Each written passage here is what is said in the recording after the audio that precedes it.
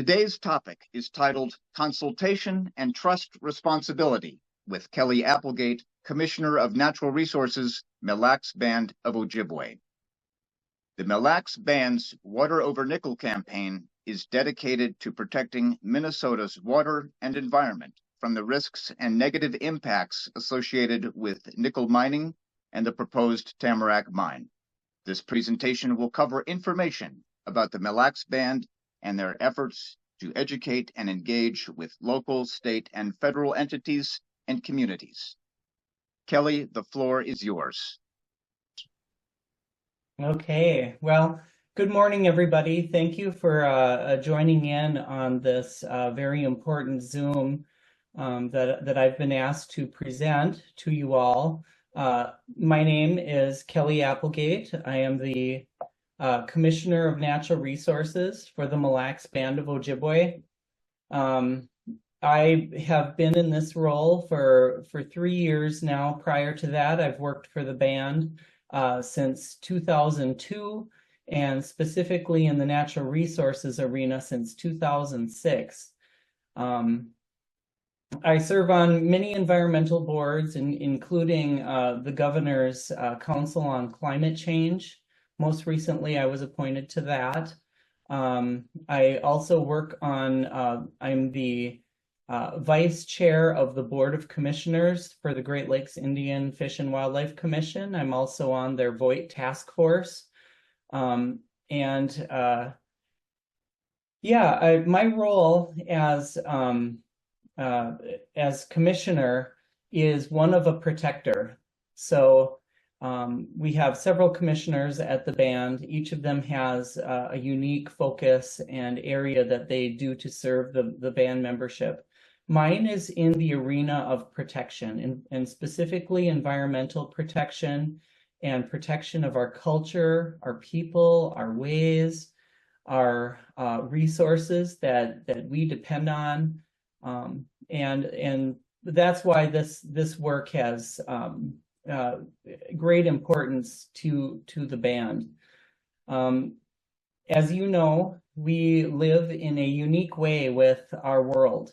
We have a deep respect for the systems that the Creator has provided for us. And these systems support our lifeways, our cultural lifeways that we have practiced for thousands of years upon this landscape. The resources that we harvest, hunt, fish, and gather, they all require clean water. That's a common denominator theme in all of this. And what's at threat here with the proposed nickel sulfide mine is a threat to those resources in that system. And if we're cut off and we're disconnected from our ability to practice our life ways the way we always have, it would be yet another sad chapter in American Indian history of contamination and pollution of our sacred lands, our places, and a disconnect from who we are as a people. So it's very important and a big issue for our tribal members. We don't want to write a new chapter of tragedy for us. So we're doing everything we can to protect the water, protect not just the Mille Lacs Band, but all of us that have well water, that recreate in the beautiful lakes and streams and wetlands of the Tamarack area. This is a very water-rich, saturated environment, and certainly not a optimal place for putting a nickel sulfide type of operation mine. So we have goals here, and our goals are to protect Minnesota's clean water, raise awareness with the risks associated with the proposed Tamarack Mine and what that really means, And there was, thank you, Alan, for some of the background there on what's being proposed. To expand on that a little bit, from the beginning, we've had a lot of concerns. The track history of nickel sulfide mining has always led to environmental degradation, and there's no proof that it can be done safely.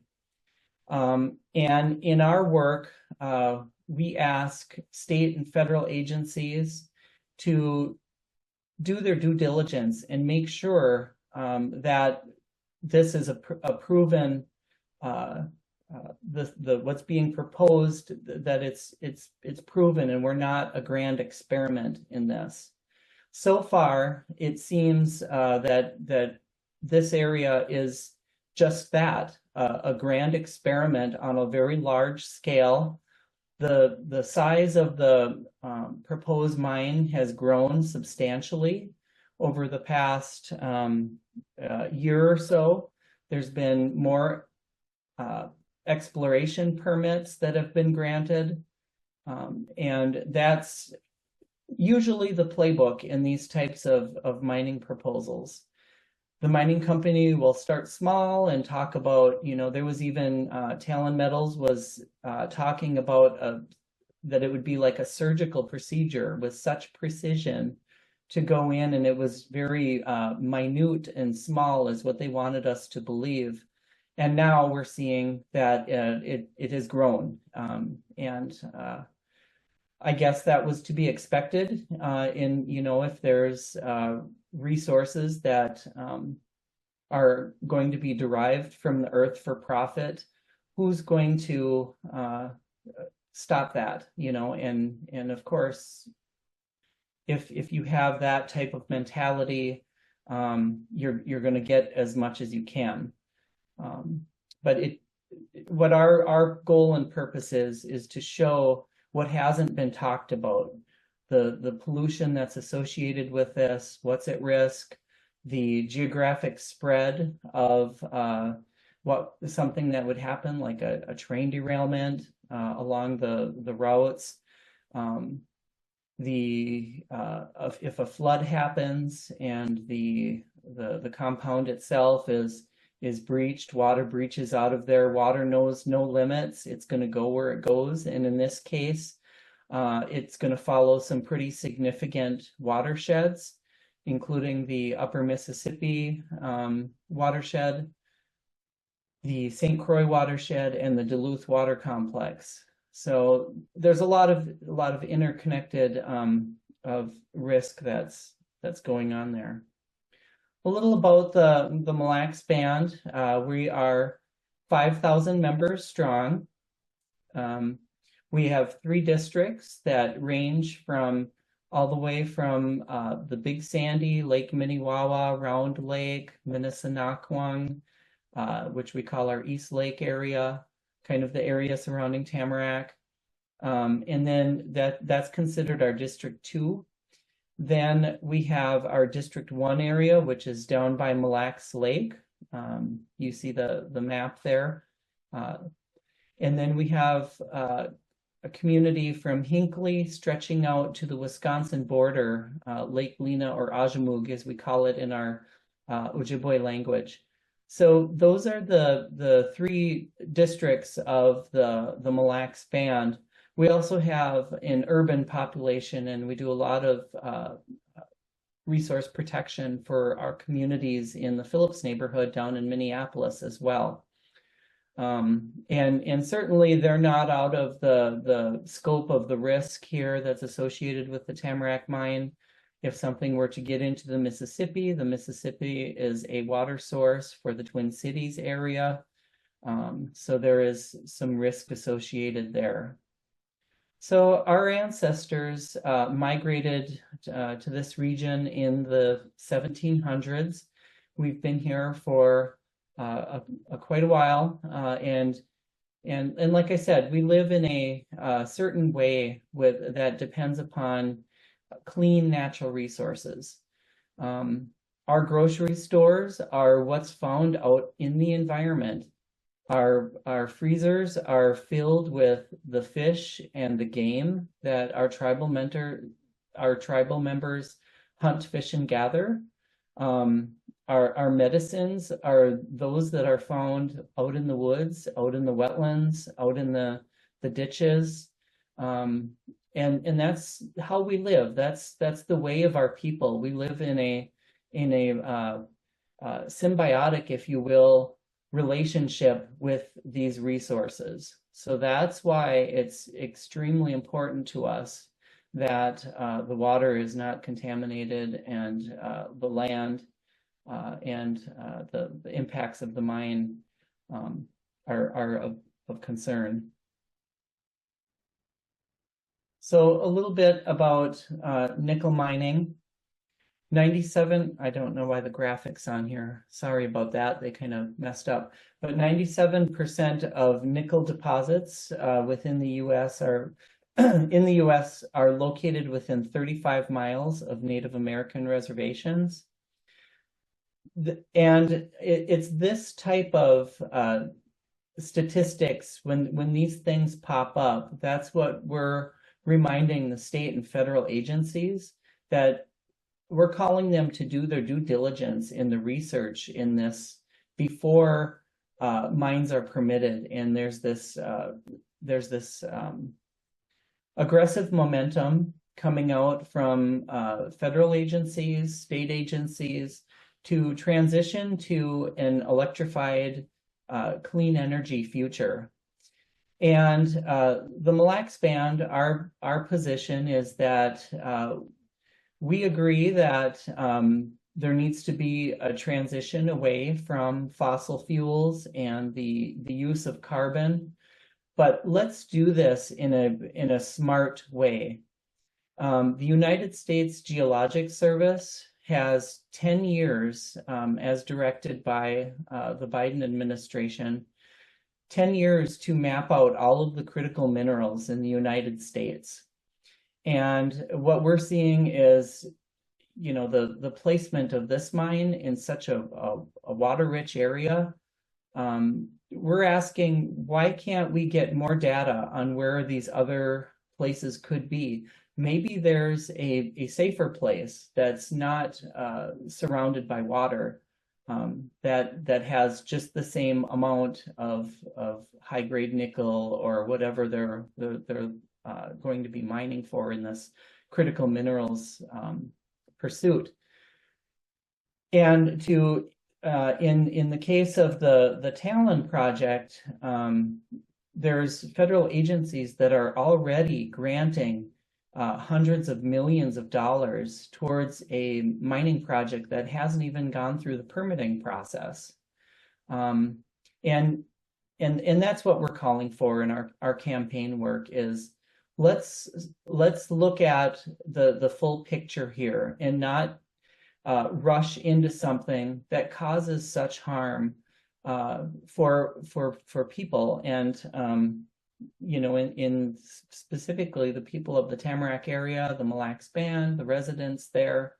That seems to be a part that was overlooked in all of this. Like, what are the real impacts when the rubber meets the road? You need the critical minerals and you want to source those domestically, and you start looking for that. But there was no thought given to where and the effects of where this is going to be proposed. The EPA identifies metal mining, like nickel mining, as the most toxic industry in America. The proposed Tamarack Mine, like I said, is located 1.3 miles away from the homes of Mille Lacs Band members. 40% of Western watersheds have been contaminated by nickel and other hard rock mines, as estimated by the EPA. And a little about the cumulative impacts here. The federal agencies at this moment aren't really responding to what the overall cumulative impacts are. The states are aware of the mining activity that's being proposed in their areas, but let's talk about the Midwest area, for instance. Minnesota, well, let's include North Dakota because now that's part of the footprint of what's being proposed with the processing facility proposed there. So you've got North Dakota, Minnesota, probably soon to be Wisconsin, and Michigan in this exploration for these critical minerals. What mechanism looks at the cumulative impacts across all of that region? So on a state level, we're looking at the permitting. The Minnesota DNR is the permitting agency here, and it is working with tribal nations for the first time due to the Mille Lacs Band pushing to be at the table during this review process. For the first time, tribal nations are able to sit at the table and observe and have part of the input process when the applications are coming through and the data submittals are coming through from Talon Metals to the Minnesota DNR in pursuit of their permit. That's our call to do the due diligence, and that we don't want to just take a passive role in this. We want to be as active and engaged as possible, and that's a good thing, that we are there. But so the state having this awareness, North Dakota has an awareness of what's being proposed there. Michigan is aware, but what's connecting it all, and what is the overall impact of all of this, and on a higher level? So that's some things that we do bring up with the federal agencies, is looking at those cumulative impacts. Now, we know that Talon Metals is proposing to take the ore out and haul that by rail over to a processing facility that's been proposed in Mercer County over in North Dakota. And that we also have some concerns about. We saw what happened in East Palestine a couple years back with the train derailment. These trains just don't go over completely dry areas, especially on the route out of Tamarack going through Minnesota and into North Dakota. Those are all wetlands there. There are risks for if derailment happens, the trains at a high speed, they may be covered, but I've never seen a train wreck where it's guaranteed that sealed cars don't leak. I mean, that was the whole problem in East Palestine, the leakage that happened from the crash there and whatnot. So that's a big concern. Looking at the overall effects of what's being proposed here, and is this smart? Another concern of ours is with the proposed mining activity that's happening in Michigan, and this processing facility that's in North Dakota. Does that now mean all of this ore is going to be going across our treaty ceded territories, being hauled across the ceded territories all the way out? And in those territories, the bands have rights. When we ceded those lands, we retained rights on those, and that's another big concern.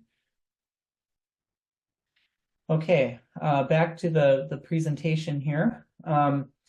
Recycling is another big topic that we have advocated for. We call to action that there needs to be an analysis of the life cycle of minerals that currently exist in the system. For years, for decades, for hundreds of years, we've thrown things away into landfills, completely refinished, high level, high grade minerals, if you will, that we've just completely thrown away. And why not get those into some type of recycling program?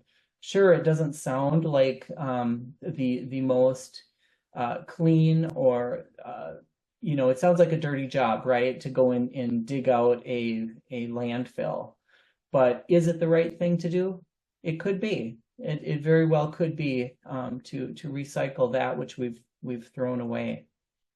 And then looking at a life cycle analysis for existing minerals that are in circulation. I've heard so many times now that, oh, there's not enough critical minerals in circulation to meet the demands of what's needed for these batteries and the technology that needs to happen. But have we done the research on alternatives? Nickel and some of these other critical minerals are not the only solutions to electrify the future. There are other solutions out there. There needs to be more focused research on alternatives that don't lead to having to dig out fresh minerals from the ground and have the negative effects that process has. So I kind of went over in the proximity of where all of this is happening. You can see here, here's the opening, and here's our community here by Round Lake. This area here, this is the 1.3 miles. This is all of the Kennecott leases going through this area here. Talon is going exploring up into this area. They have explored down into this area. So this is just kind of showing the proximity of where things are situated here.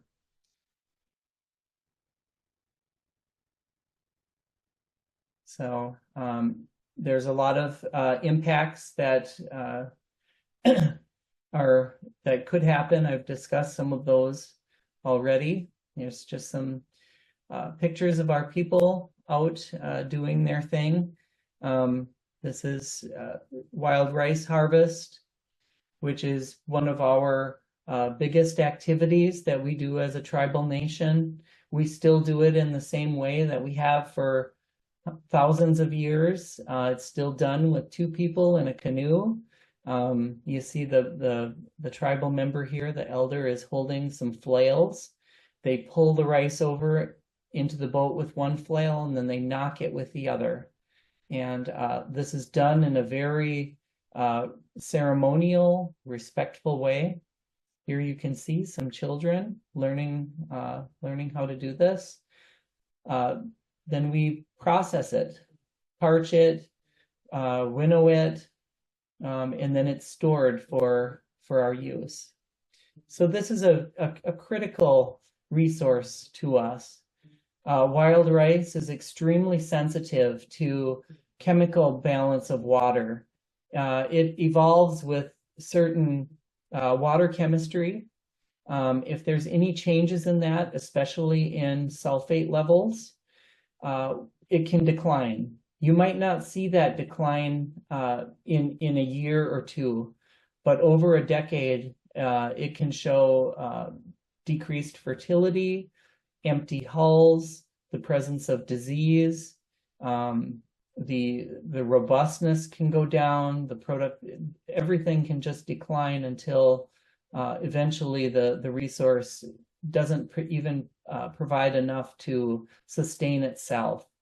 And in our cultural beliefs, we care for those sacred gifts. And when we see a rice bed hurting like that, we're very careful to only take what we need from it. So that can mean a significant reduction in a very important tribal resource if it's jeopardized. So with all of these issues, we launched our Water Over Nickel campaign. This campaign is to bring about most of what I was just talking about, the awareness, making sure that people are informed, not just our tribal members, but the general public. And certainly the residents of Minnesota are a focus, being that this could greatly impact the watersheds and threaten the watersheds, major watersheds that are here in the state. We are not in the realm of mining. We're not opposed to extractive industries, but I want to stress that we are opposed to the negative effects that it causes. We've never to this point gone out and say that we are opposed to mining, but we are focused on this specific mine and the dangers this type of mine proposes for our area. Here is a video that I would like to share with you all. Let's see if this will work. Everything that was given to us by the Creator is good. Everything that was given to the Anishinaabe people is good. When we were told to come here, and that is by the greater beings, we call them Money Duke, they sent us the message that we were to follow the Miga shell, and we come upon the place where the food grows on water. If you look at the Mille Lacs Band, we are one of the most southern Ojibwe tribes in the state of Minnesota.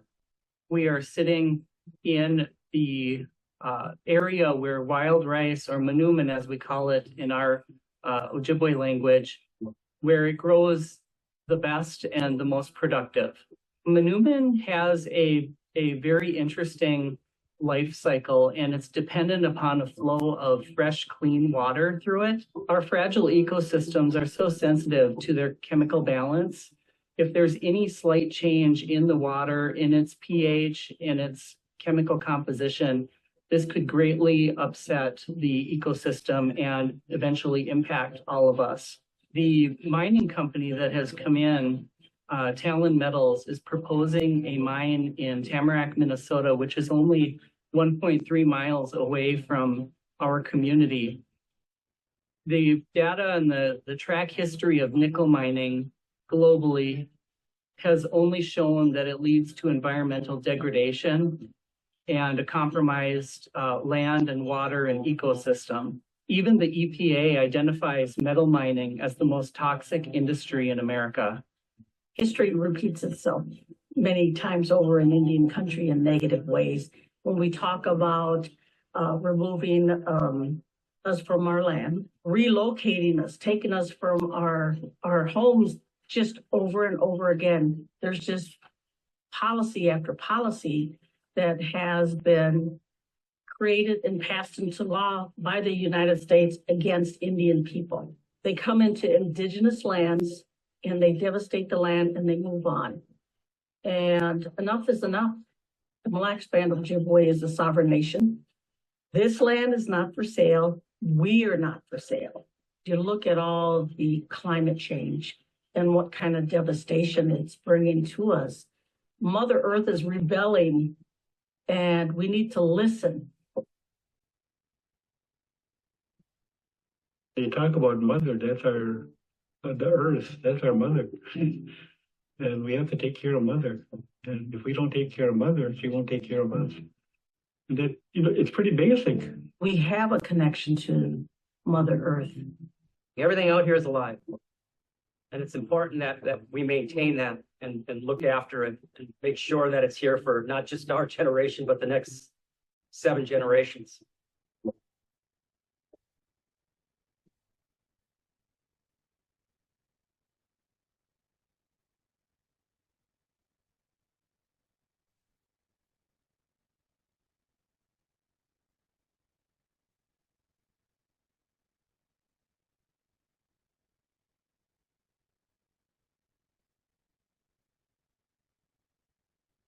Okay. Oh, that was a video that we had produced, and it kind of tells our story there. So thank you for tuning into that and watching that. So we have also with our campaign, we're sharing our story and raising awareness around Minnesota. We have engaged in some billboard ads that have gone up. We have quite a large geographic spread with these across the northern Twin Cities metro area. A lot of digital billboards. So if you're out driving around, you'll see these popping up and down 169 and 35 from the Twin Cities area up to Duluth. We've been doing some community events. We were out at the Rivers and Lakes Festival over in Palisade earlier this spring, which was really good. Lots of people had questions, and it was surprising how uninformed people were about the mine and its proposal. And so it was just good to have some honest conversation with our position and answer their questions. And yeah, some of those are very difficult questions to answer, and but it needs to be talked about. It needs to be voiced. We also have digital ads going out over Facebook. So we're sharing our videos, and over on our waterovernickel.com, those that sign up on that get weekly updates and news as it's happening. So that's been very effective. And we're partnered up. We're allied with partners here. Earth Justice has been a wonderful help for us, providing some of the supports. The Minnesota Center for Environmental Advocacy, Friends of the Mississippi River, Amy Mirbo and her consulting firm, Amiable Consulting. We have collaborations with like-minded organizations, including the Tamarack Water Alliance. Thank you, Lynn, for helping to develop this great partnership that we have. Water Legacy, Friends of the Boundary Water, and the Great Lakes Indian Fish and Wildlife Commission. So in closing here, I'd ask you to check out our website, waterovernickel.com. Find us on Facebook, LinkedIn, Instagram. We're all over those social media platforms. And I'll hand it back over to either Alan or Lynn here. Thank you, Kelly. Thank you very much for your presentation. I have a question, Kelly, about the federal government's response to your concerns. Is there anything you can share in that way? Certainly. Well, first I'll kind of explain that the Mille Lacs Band of Ojibwe, we are a federally recognized sovereign nation, sovereign tribal nation. We have a unique relationship, it's government to government, with the federal agencies and the federal government itself. That relationship is unique. And the role of the federal government is the trustee, and the role of the federally recognized tribe is the trust beneficiary. So when we have this is a reason why we talk about due diligence and making sure all the I's are dotted and the T's are crossed when planning big initiatives out like this are important. And if the tribes are left out, for the formulation of these grand things, this can happen, a conundrum, because the federal government is in a place of, they have this trust responsibility to the tribe. But they have this initiative that they've put forward to electrify the nation and source critical minerals domestically. And there's some conflict there. And when we first started talking with them, they really were quite, didn't know how to handle that. And we constantly, we've consulted with the Department of Energy, with the Department of Defense, the Army Corps of Engineers, and their role that we remind them of when we go in, we sit down and have conversations, is that federal government, you are our trustee, and it's your duty to ensure that what little land and water resources we have left as tribal nations after we ceded all of it to you, it's your responsibility to make sure that you're at least not doing harm to these resources, and that they're to be protected on our behalf. That we have a place at the table, and that you're advocating for the protection of what we hold sacred, that's part of our life ways. So that's a lot of the discussion levels that we have. Kelly, here's a couple of questions in the chat. One is about the wild rice sulfate standard, which is reasonably strict. However, it seems that the DNR is trying to minimize the application of this standard. Are you aware of any issues here relative to the Tamarack Mine? And here's another question I'll throw in. Would the tribe consider expanding this campaign to include Wisconsin and Michigan? Someone is working on a regional effort in all 3 states, so just putting that out there. Sure. About the sulfate levels, it's the MPCA that has some rules on the books about that. And long time the tribe has been advocating and pushing for the enforcement of that sulfate standard. It exists. It was created some time ago.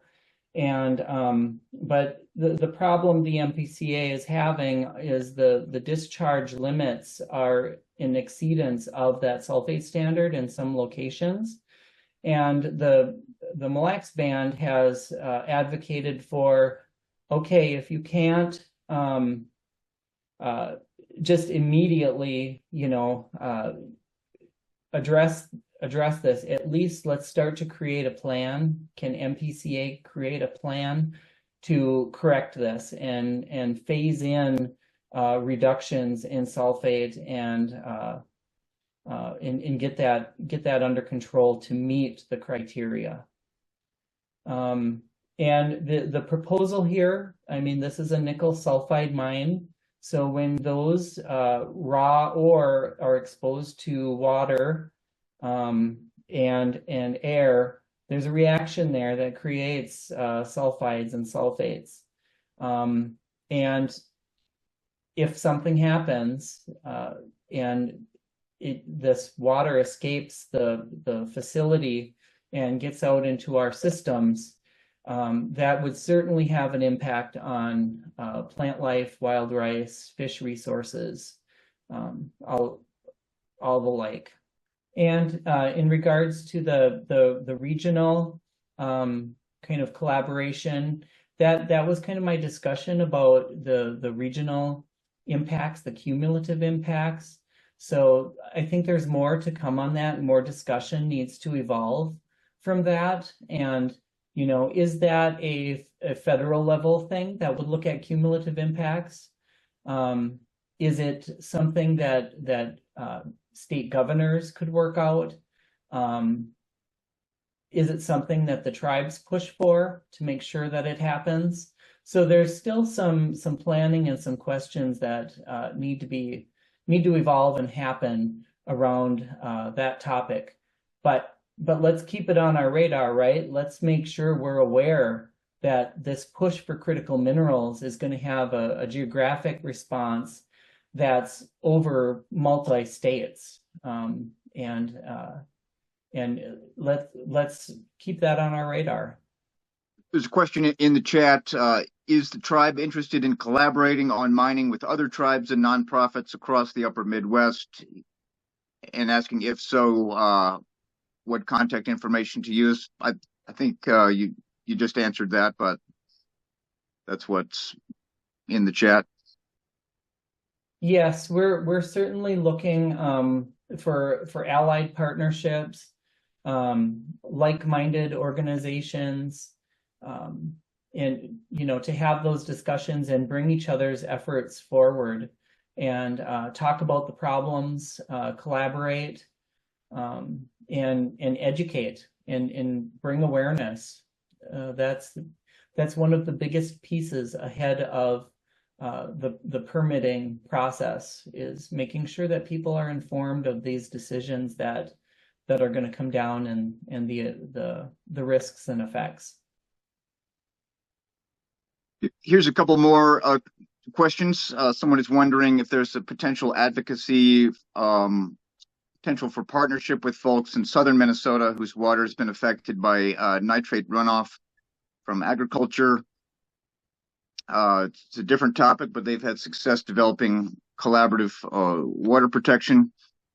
And someone else asks, will the Native American female who will be replacing Governor Walz be of more help?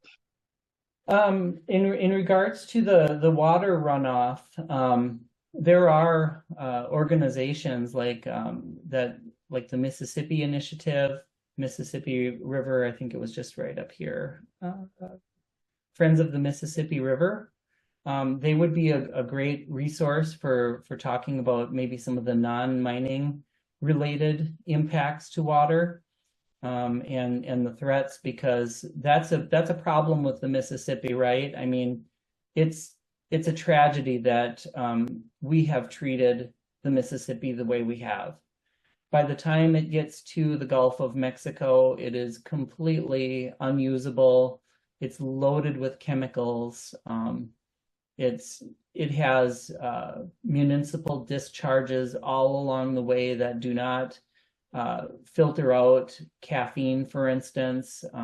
There's been studies done that fish are addicted to caffeine, which is really sad. There's even birth control that gets into the water and makes fish androgynous. Huge concerns with the Mississippi River. And, so I certainly appreciate the concerns about the nitrates in the water runoff. That's a whole nother topic and whole other sets of groups that we need to probably engage in the future for water quality, because it nutrifies wetlands and lakes and rivers, and creates algal blooms and lake weeds and all kinds of problems from phosphates and nitrates and runoff. So I appreciate that question. The second part about the lieutenant governor stepping into a governor's role if everything rolls out and President, the new president-elect would be Harris. We know that the Walz administration and Flanagan in tow have been very good for the tribes. They've been communicative. They've listened to our issues.